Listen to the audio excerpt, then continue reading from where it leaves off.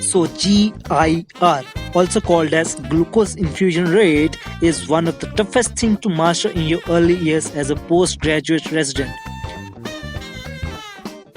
Are you going nuts?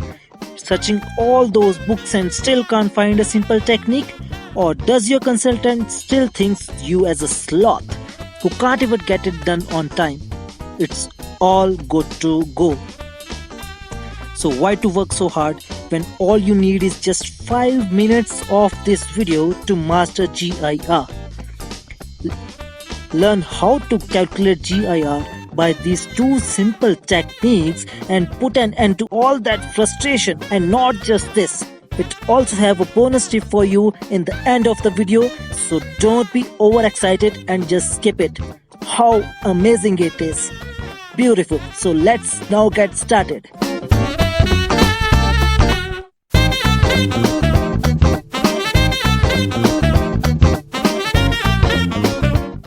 So what all we need to know before calculating the fluids to be given in GIR: the weight of the baby in kgs, days of life, and the amount of GR which is required in milligram per kg per minute. So let's start with step 1. Calculate the amount of glucose required in 6 hours. The amount of glucose will be equal to GIR into weight into 360. In step 2, calculate the amount of fluids required in 6 hours. This chart will give you an idea about the overall amount of fluids required in ml per kg. So let's suppose F is the amount of fluids per kg per day, then fluids in 6 hours is equal to F into weight divided by 4. In step 3, calculate the sodium chloride, potassium chloride and calcium gluconate to be given in GIR. If the baby is less than 48 hours old, skip this step and go to step 5. It is to mention here that sodium chloride written here is 0.9% normal saline, potassium chloride is 10% potassium chloride and calcium gluconate is 10% calcium gluconate. Normal saline is equal to 1000 into 3 into weight divided by 154 divided by 4.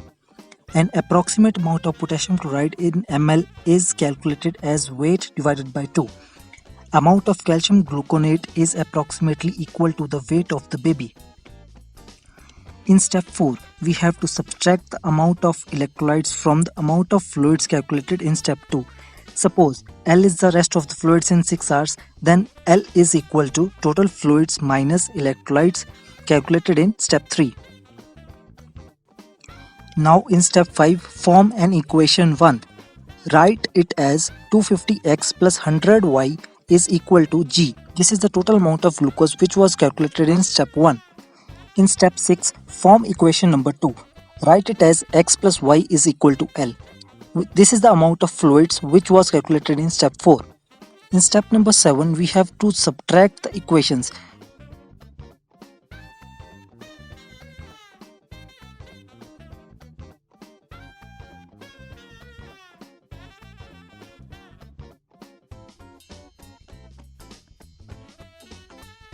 Multiply second equation with 100 and subtract equation number 2 from equation number 1.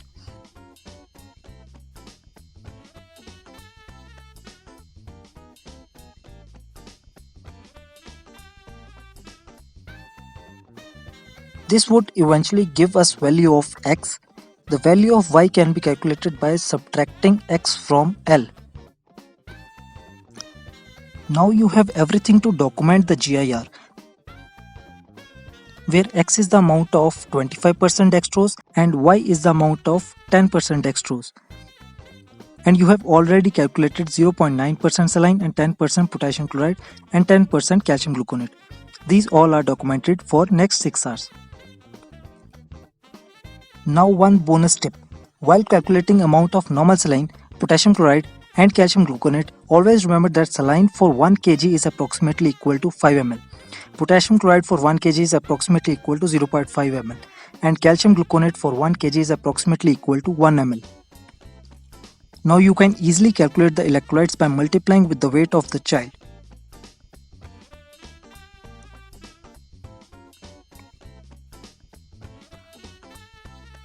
One more thing to remember. This is to ensure that everything is fine while calculating GIR.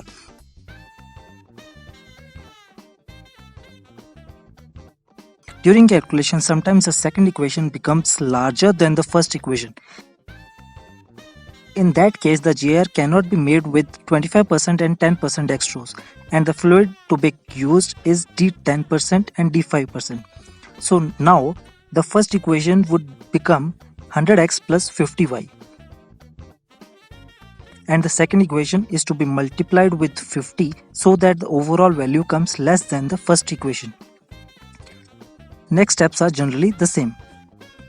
For better understanding, I have given few examples on how to calculate GIR down in the description.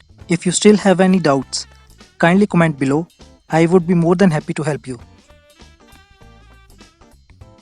If you liked the video, kindly like, share and subscribe. Thanks for watching.